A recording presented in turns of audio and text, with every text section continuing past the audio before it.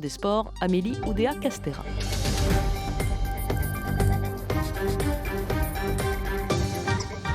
Bonjour Amélie Oudéa-Castéra. Bonjour. On va se parler des Jeux Olympiques, ouverture dans 100 jours. Mais d'abord, un mot de ce match hier soir, le PSG qui arrache une très belle victoire face au Barça, qui se qualifie pour les demi-finales de la Ligue des Champions. Même quand c'est mal parti, parfois ça passe pour les Français. Oui, absolument. S'accrocher jusqu'au bout. Dans ce match retour qui était compliqué forcément, mais ils s'en sont super bien sortis. Ce 4-1, gros match de Dembélé qui a été en plus confronté un peu à des sifflets tout au long du match. Donc je trouve qu'il a fait preuve, on va dire, d'une vigueur particulière. Et puis Kylian au rendez-vous. C'est Mbappé, là qu'on voit aussi les grands champions. Il a été critiqué à l'aller. Là, il sort le grand jeu, il est là. Et puis c'est toute une équipe. Moi, je suis très très heureuse pour eux. Maintenant, voilà, cap sur la suite.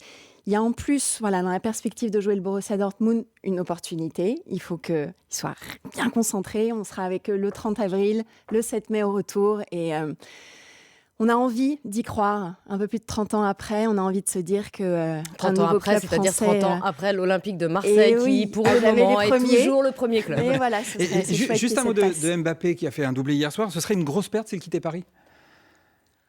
Ah, écoutez, je pense que il a donné déjà énormément. Il a inspiré, je pense, ce championnat. Il nous a fait tous vibrer. Évidemment, on est toujours frustrés. On a envie de le voir plus, d'avoir plus d'exposition à son jeu, etc. Mais voilà, il faut qu'il continue à construire sa carrière, c'est ses choix. Et puis moi, ce que je retiens, c'est qu'il reste notre capitaine en équipe de France. J'ai très envie qu'il joue au JO. J'aime beaucoup l'optimisme de Jean-Rémy qui met une hypothèse au fait que Kylian Mbappé parte, Puis, alors que c'est sûr qu'il partira. Ça semble compromis. Mais... Ils ont mis le feu, les Parisiens, on l'a dit, vous avez rallumé la flamme à Olympie hier avec notamment Tommy Estanguet. Cette flamme, c'est le début en fait des Jeux, c'est comme le coup d'envoi.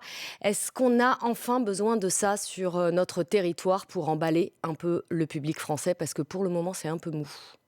Je pense que dans toutes les éditions, et ça, tous ceux qui ont vécu ces aventures olympiques vous le disent, ça se matérialise en effet quand la flamme arrive sur le sol de manière Ce sera donc le 8 mai vraiment à éclatante. Marseille, on le rappelle. Donc ça, c'est une certitude. Mais c'est vrai que l'étape qu'on a franchie hier avec l'allumage de la flamme à Olympie, là où tout a commencé, il y a 2800 ans, c'est chargé d'histoire.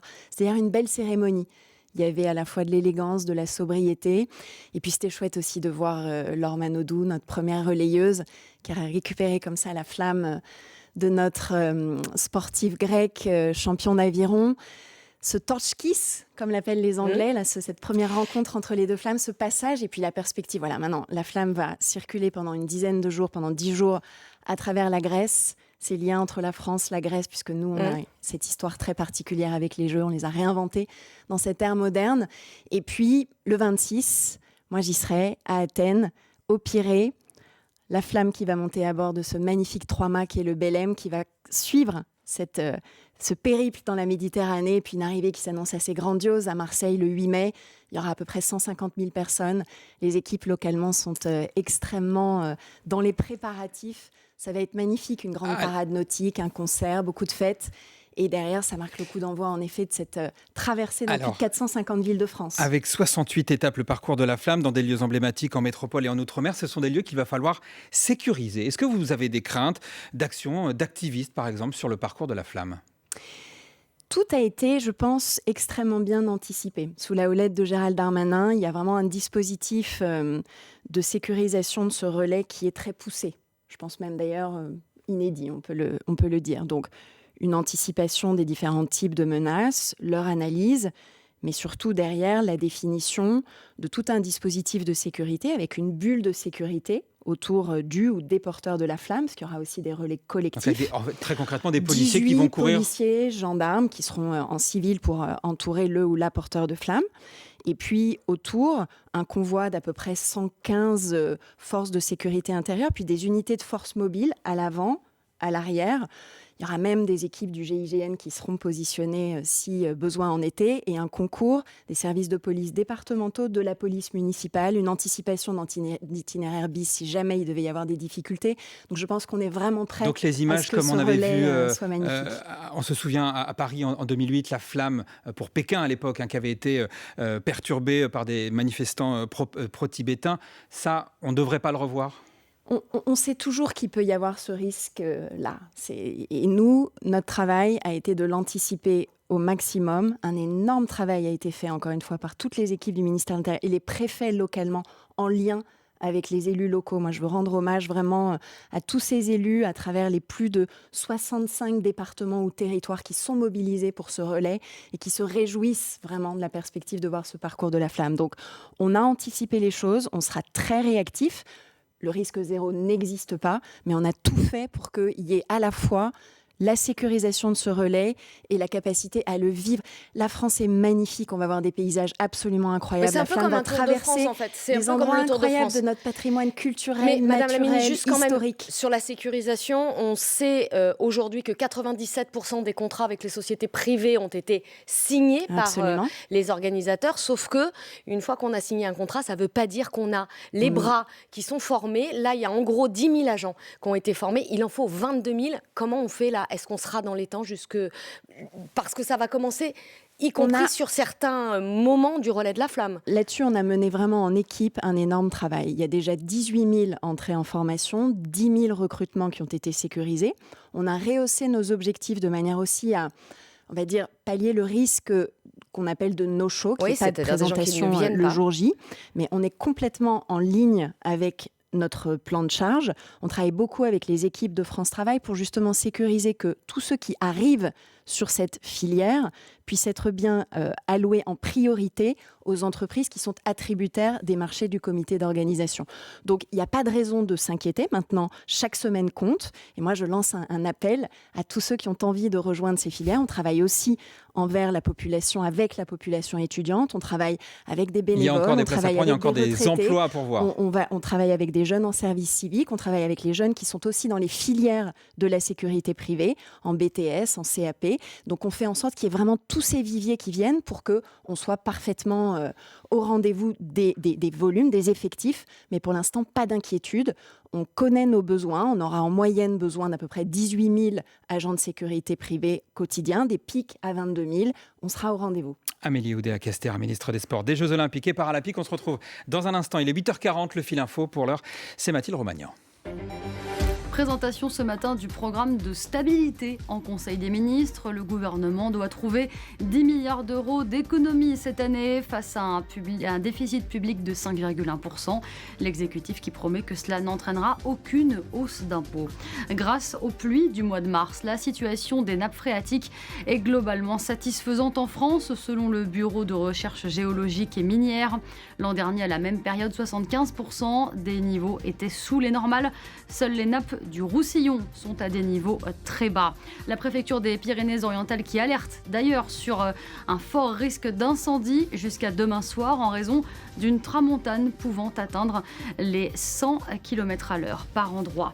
Le PSG affrontera le Borussia Dortmund en demi-finale de la Ligue des champions de football. Les Parisiens se sont qualifiés hier, déjouant tous les pronostics en battant le FC Barcelone en quart de finale retour 4-1. France Info. Le 8h30 France Info, Nathalie Yanetta, Jean-Rémy Baudot. Et à J-100, la ministre des Sports, des Jeux Olympiques et Paralympiques, Amélie Oudéa-Castéra, on va en venir à cette fameuse cérémonie du 26 juillet qui doit avoir lieu sur la Seine, sur 6 km. On savait déjà qu'il y avait un plan que vous avez qualifié de bis et le président de B. Mais alors, depuis lundi, le président de la République a parlé d'un plan C, repli au Stade de France. Qu'a-t-il pris au président de la République d'évoquer un scénario dont on sait que ce serait un scénario ultime, c'est-à-dire qu'il y aurait quasiment menace sur les Jeux si on en arrivait là, Madame la Ministre? Non, le président de la République, il a été concret et il a retraduit cet esprit de responsabilité qu'il nous demande d'avoir en prévision de cet immense moment que sera l'ouverture de nos Jeux. Qu'est-ce qu'il a dit? Il a d'abord dit qu'on ne devait pas laisser un contexte complexe, une menace protéiforme, terroriste, nous priver de nos rêves, de notre envie de construire une grande cérémonie qui inspire le monde entier, qui rend notre pays fier. Donc, notre plan On ne fait pas central preuve de naïveté, mais on est reste prêt la scène, à se et nous replier, travaillons dit-il. là-dessus, sur ce scénario, qui est notre plan, qui est notre scénario central. Maintenant, il faut être lucide, il faut être sans naïveté. On est dans un monde qui est complexe, qui est parfois dangereux. Ce qu'attendent les Français de nous, c'est d'anticiper, d'être prévoyant, d'être responsable. Moi, j'avais évoqué des plans bis, au sens où dans le plan central, nous avons certaines variables d'ajustement. On en a activé une récemment, La qui jauge. était ce système d'invitation, c'est-à-dire le fait qu'il y ait des billets offerts à des publics désignés par des tiers de confiance. Après, il y a autre chose. Il y a une gradation dans la menace. Si la menace venait à s'intensifier, ce qui n'est pas le cas aujourd'hui, il n'y a pas de menace spécifiquement tournée vers les Jeux, pas de menace non plus terroriste anticipée sur notre sol, à ce moment-là, on doit concevoir des scénarios de repli. Il en a cité un, au Trocadéro, qui permet d'avoir une dimension artistique préservée. Et après, encore une fois, il y a une gradation dans la menace. Mais le Stade de France, c'est comme si personne n'était vraiment au courant. Si à J-3, il devait y avoir une catastrophe absolue, il faut imaginer qu'il y ait une cérémonie, on va dire plutôt d'ordre strictement Oui, protocolaire. c'est ça. Il Et faut là, expliquer aux différents auditeurs, Madame la lieux Ministre. Ça veut sont dire qu'il n'y a pas, il y a pas de et le fête. Stade de France peut en faire partie. Ça veut dire qu'il n'y a Donc, pas tout de ça fête. est extrêmement cohérent. Il y a juste le discours du président du CIO, le discours du président de la République et le serment des athlètes. Mais Point ça, c'est final. vraiment le scénario où, encore une fois, 2 jours, 3 jours avant la cérémonie, une menace exponentielle venait à s'exprimer. C'est tout à fait dans l'ordre des choses de travailler sur ces solutions-là. Ça ne veut pas dire que c'est ça qui va se passer, bien au contraire. Moi, il y a quelque chose qui, finalement, dans cet épisode, me fait plaisir. C'est que pendant des semaines, tous, on était rivés sur le plan A et on nous disait « mais vous êtes irresponsable de ne pas avoir un plan B, un plan C, etc. » Le chef de l'État expose ce que nous avons, tout en gardant la discrétion nécessaire, parce qu'il faut que sur ce genre de plan, il y ait cette confidentialité qui demeure, les hypothèses, les dates auxquelles on les active, etc. Mais là, jamais personne n'a autant réclamé qu'il y ait vraiment en fait la réaffirmation du plan. Je prends ça comme une très bonne nouvelle. C'est qu'au moment, c'est très français à la et je m'en réjouis. à la minute où le président de la République évoque ce plan C au Stade de France, Paris 2024, l'organisation commence à passer des coups de fil en disant ça n'est pas sur la table. Donc il y a eu un petit couac, il y a eu un petit coup de pression. On a passé 48 heures ensemble, on est parfaitement alignés sur tout ça.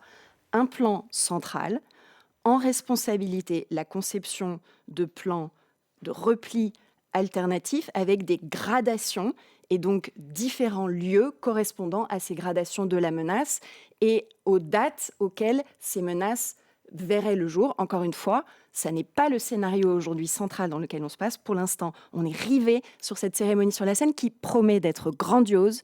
Il y a beaucoup d'équipes qui travaillent. Ça va être un spectacle magnifique. Amélie Oudéa-Castéra, le comité d'organisation des JO avait promis des Jeux à Paris à contribution neutre pour le climat. Je cite, « Si les Jeux de Paris sont 2 fois moins émetteurs de carbone que Londres ou Rio, il y a une étude de l'ONG Carbon Market Watch qui dit que c'est insuffisant.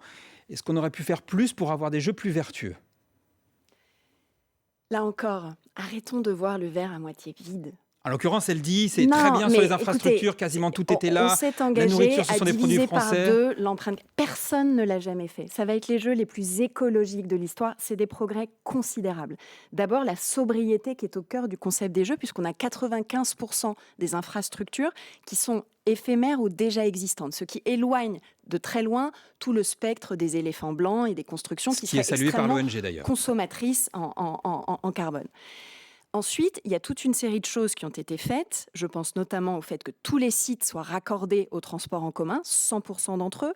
Je pense au fait que tous les sites soient raccordés au réseau d'électricité en énergie renouvelable, 100%. Je pense aussi au fait que là où on a dû construire des ouvrages, La facture carbone, l'empreinte carbone a été divisée massivement. Je pense notamment au village des athlètes. Ça a été la construction en Europe le plus grand chantier monosite d'Europe. 45% de l'empreinte carbone habituelle pour ce type de chantier. C'est extraordinaire. La question qui est posée en réalité... Dans l'alimentation, on divise par 2 la l'empreinte question carbone qui est posée de derrière, elle est plus large en fait. La question, oui. c'est un peu la question qui fâche, c'est à l'heure du réchauffement climatique, est-ce qu'on peut encore se permettre d'avoir des grands rassemblements qui font venir, on va le dire, quasiment à 100% des gens en avion, 15 millions de spectateurs, des milliers de touristes. C'est l'occasion aussi de faire de la pédagogie. Ça va être les premiers Jeux alignés sur l'accord de Paris. C'est des Jeux où on va éliminer de moitié le plastique à usage unique. C'est des Jeux où, avec plus de végétal, avec un sourcing à 80% des produits français dans l'assiette de nos athlètes, avec 25% sourcés à moins de 250 km, sur tous ces éléments, on est extrêmement précis et engagé pour justement démontrer qu'on peut œuvrer à cette transformation écologique sans renoncer au plaisir de vivre, sans renoncer à la qualité de l'expérience et sans renoncer au plaisir du partage. Alors, ceux qui polluent le plus, on l'a dit, ce sont les transports et donc les voyageurs, les touristes et tous ceux qui seront sur notre territoire pendant toute cette période. Internationaux. Oui, c'est transports un peu plus de 35% de la facture carbone de ces Jeux. Puisqu'on en est au transport, on a entendu tout à l'heure Jean Castex, désormais patron de la RATP, dire qu'il surveille comme le lait sur le feu le petit grain de sel des dernières livraisons pour notamment la ligne 14. Ça, c'est une grosse inquiétude pour les Franciliens. En dehors des Jeux Olympiques, ils souffrent beaucoup d'un réseau qu'ils considèrent être défaillant et complexe pour la vie quotidienne. Qu'est-ce que vous avez envie de leur dire ? Vous êtes comme Anne Hidalgo, vous leur dites ne partez pas, restez, et tant pis s'il faut marcher un peu, comme dit pour le coup Valérie Pécresse. Je leur dis d'abord, on est au rendez-vous sur les infrastructures, sur les plans de transport, et je leur dis, anticipons. Organisons-nous et adaptons-nous. On a pour ça, avec le ministère des Transports, déployé un site qui s'appelle anticiperlesjeux.gouv.fr. Moi, j'incite chacun à aller le consulter et qui permet de retrouver la météo des gares et des lignes chaque jour des Jeux Olympiques, chaque jour des Jeux Paralympiques, pour voir, quand on a besoin d'utiliser les transports, qu'est-ce qui va être encombré, à quelle heure, pour éventuellement modifier un petit peu son itinéraire, ajuster son horaire de départ ou d'arrivée, peut-être une matinée se mettre en télétravail en accord avec son employeur et avoir ses facultés d'anticipation. Cette solution-là, elle avait fonctionné à Londres. Elle avait permis de baisser le trafic routier de 30% et le trafic dans les transports en commun de 15%. Et Londres avait été au rendez-vous de la fluidité. Nous, on a étoffé les infrastructures. Vous avez évoqué la ligne 14, le travail remarquable qui est fait sous la houlette de Jean Castex, de Jean-Pierre Farandou, la RATP, la SNCF. Tous les acteurs seront prêts. On n'a pas de retard dans la livraison de nos infrastructures clés. Et après, on a la capacité, en effet, à avoir un petit peu de diversification modale avec, oui, du vélo, la possibilité de marcher si besoin. Ce sera un été de sport. Ça fait partie de la palette des solutions qui peuvent être activées. Donc il faudra avoir quand même de bonnes chaussures. Amélie Oudéa-Castéra, on se retrouve dans un instant, juste après le Fil Info. Il est 8h50, le Fil Info de Mathilde Romagnan. Les forces de l'ordre sont mobilisées ce matin à Vitry-sur-Seine, dans le sud de Paris, pour évacuer le plus grand squat de France. Il a abrité jusqu'à 450 personnes. Il en restait 300 ce matin. L'opération était attendue depuis plusieurs jours. De nombreux sans-abri ont donc quitté les lieux avant l'arrivée des forces de l'ordre. Le programme de stabilité est présenté ce matin en Conseil des ministres. Il détaille la trajectoire des finances de la France jusqu'en 2027 et le gouvernement cherche à faire 10 milliards d'euros d'économies cette année face à un déficit public de 5,1%. L'association Halte à l'obsolescence programmée alerte ce matin sur le développement de voitures électriques jetables et lance une pétition en ligne. Elle appelle les pouvoirs publics à prendre des mesures pour garantir la durabilité de ces véhicules et qu'ils puissent être réparables. Les Jeux Olympiques, c'est dans très exactement 100 jours et à cette occasion, 250 000 nouveaux billets sont mis en vente à partir d'aujourd'hui et pour tous les sports, même pour ceux qui étaient annoncés comme complets.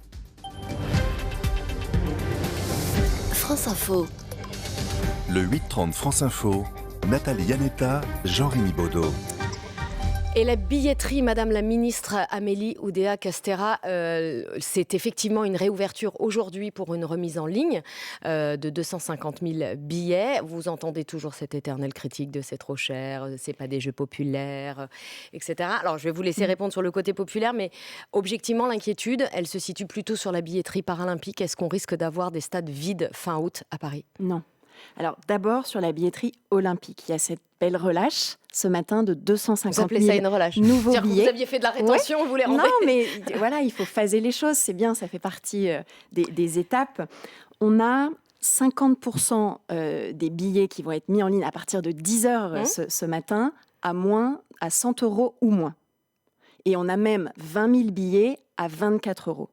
Et il faut profiter de tout ça parce que c'est la dernière fois qu'on a tous les sports qui vont être couverts. On aura les 31 sports qui vont être y compris proposés. Les finales de natation première semaine et d'athlètes deuxième semaine. Et de nos plus grands champions, des matchs extraordinaires. On va avoir, y compris en basket, en foot, des choses absolument géniales avec des matchs de poule qui sont extrêmement prometteurs. Et en même temps, en effet, un accès à différentes phases finales. Nos plus grands champions. Mais ça, c'est pour les Jeux Olympiques. Il n'y a pas beaucoup d'inquiétude en réalité sur l'affluence des Jeux Olympiques. Oui, mais ça, j'aurais mis raison. Ça, on n'est pas inquiet. C'est un moment important. Ensuite, il y a le sujet de la billetterie. Je veux quand même répondre sur l'accessibilité parce que je veux rappeler que les collectivités et l'État, au global, financent 1 million de billets gratuits offerts à des publics prioritaires. Donc ce sera pour quand l'État, même du c'est public 400 populaire. 000 personnes que nous embarquons dans les Jeux. La jeunesse, des personnes en situation de handicap, les bénévoles du mouvement sportif, des agents de catégorie B, C qui depuis des années travaillent comme des dingues pour faire réussir les Jeux. C'est quand même important de le rappeler. Et ensuite, la billetterie paralympique. Alors, parlez-nous. Alors, on a déjà 900 000 billets qui ont été vendus. Donc, c'est un bon résultat. On est déjà à plus de 30%. On a libéré certaines possibilités techniques, notamment avec des billetteries de groupes qui peuvent être proposées aux comités d'entreprise, qui peuvent être proposées aux associations sportives, qui peuvent être proposées aussi aux universités. On est en train d'aller dans les grandes écoles, dans les facs, pour proposer ces billets-là. Et il y a toute une campagne que nous prévoyons qui sera enclenchée le 20 mai au soir pour le J-100 des Jeux paralympiques, qui se poursuivra à partir du 21 mai. Et puis après, on a besoin de vous. Je suis contente que vous me posiez cette question. Chose on a besoin des médias. Du regard des Français aujourd'hui encore sur le handisport. Des athlètes eux-mêmes. C'est assez formidable de voir qu'à chaque fois qu'un athlète paralympique parle des Jeux paralympiques, il y a des pics de vente. Parce que on ne se projette pas encore assez dans cette compétition, mais ça va être exceptionnel. C'est spectaculaire, c'est des parcours de vie des athlètes extraordinaires. Donc moi, je n'ai aucune inquiétude et on sera tous au rendez-vous pour faire en sorte que les tribunes soient pleines. Sur les Jeux paralympiques. Merci beaucoup. Bon, parlons quand même un peu de sport, de médailles. La France était 8e, 33 médailles aux Jeux de Tokyo en 2021. On espère évidemment faire mieux à la maison. Cette semaine, Emmanuel Macron a parlé de 40 à 50 médailles. Est-ce que c'est suffisamment ambitieux ? Il a surtout parlé de top 5. Oui, mais il a dit 40 à top 50 5, médailles, Madame on la l'a ministre. fait. Non, mais top 5, on l'a fait une fois dans notre histoire. Par rapport à l'objectif qui était de 80. Non, parce que, attention, le top 5, ça se base sur un nombre de titres. Le président de la République, il a la gagne. Il veut des médailles d'or, il veut des titres. Le volume global de médailles, ça, au fond, pas tant d'intérêt que ça. C'est important parce que ça représente pour chacun quelque chose d'extrêmement important. À chaque fois qu'on voit un Français sur un podium, on est profondément heureux. Mais notre objectif de top 5, il correspond à un nombre de titres. Ce top 5, on l'a déjà atteint une fois dans notre histoire, à Atlanta, en 96. Donc, avec notamment Jean Galfionne au saut à la perche. C'est difficile d'atteindre ça. Pour l'instant, toutes les anticipations, que ce soit les analyses qui sont faites par l'Agence nationale du sport, qui fait un travail remarquable autour de tout ça, ou des organismes indépendants, je pense aux anglo-saxons qu'on peut pas suspecter de complaisance vis-à-vis des Français. Grace Note nous voit dans le top 3 aujourd'hui. Nous, on regarde tout ça avec beaucoup d'humilité. De l'avantage à la maison qui a joué pour eux quand ils étaient à Londres. Exactement. Et quand on analyse justement cet avantage de jouer à la maison, on voit que ça donne une sorte de coefficient multiplicateur de médailles au global, de aller 1,5 à 2,3 selon les éditions alors olympiques. On n'a qu'à dire 80. Donc, alors. on s'est dit à Tokyo, 10 médailles d'or. Là, on veut les multiplier par 1,6, Est-ce que la réussite 7, 8, des Jeux... Et c'est ça qui est important. Est-ce on que est la dans une réussite des super Jeux dynamique. sera... Moi, je veux rendre hommage à nos athlètes parce qu'il y a une dynamique dans le sport français aujourd'hui qui est extrêmement encourageante. Ils font un travail depuis des années pour se préparer et réjouissons-nous qu'il y ait cette belle dynamique. Est-ce que la réussite des Jeux pour les Français passera forcément par un carton sportif ? On sait que c'est un ingrédient de la fête, bien entendu. Il ne faut pas se voiler la face là-dessus. Il faut, pour qu'on réussisse des grands jeux, il faut qu'on ait 4 choses. Il faut qu'on ait une organisation qui soit aussi irréprochable que possible. Il faut qu'on ait un engagement de tous les territoires, que les Français, et on y travaille d'arrache-pied, sentent que c'est leur jeu, tous, à travers tous les territoires. Et il faut qu'on ait un héritage qui soit bien pensé, bien préparé, à la fois sur le plan de l'accueil sportif au lendemain des Jeux, mais aussi sur toutes les transformations durables, la baignabilité de la Seine et de la Marne, la faculté à transformer le village des athlètes, le village des médias, en des logements sociaux, des écoquartiers, des commerces, des services, etc. Et il y a une 4e dimension qui est évidemment la réussite de nos athlètes. On l'a vu pendant la Coupe du Monde, c'était difficile quand on a perdu... en quart. Mais là, on sent quand bien on vous qu'il y a écoute, quelque chose. on Donc se dit tout est formidable, tout est sur les rails, ça va être formidable. On est à J-100, il reste 500, 600, 700, 800 boulons à serrer. Je le dis, il reste beaucoup de travail. Il n'y a pas de jour de repos. C'est 100 jours qui sont absolument intenses en énergie, mais on est tous en équipe dans nos temps de passage et déterminés à livrer au pays les plus grands jeux de l'histoire. Peut-être juste un dernier mot sur le football, Nathalie. Oui, Kylian Mbappé, on a dit qu'il allait quitter le Paris Saint-Germain. Potentiellement, il va signer au Real Madrid. On sait que c'est difficile pour Thierry Henry d'avoir des joueurs et de libérer. Le président de la Fédération française fait un travail au corps auprès des présidents de club pour qu'ils relâchent. Vous avez un message à passer, vous aussi, aux présidents de club. Laissez-les venir jouer les jeux. Tous, on y travaille. Tous, on le souhaite.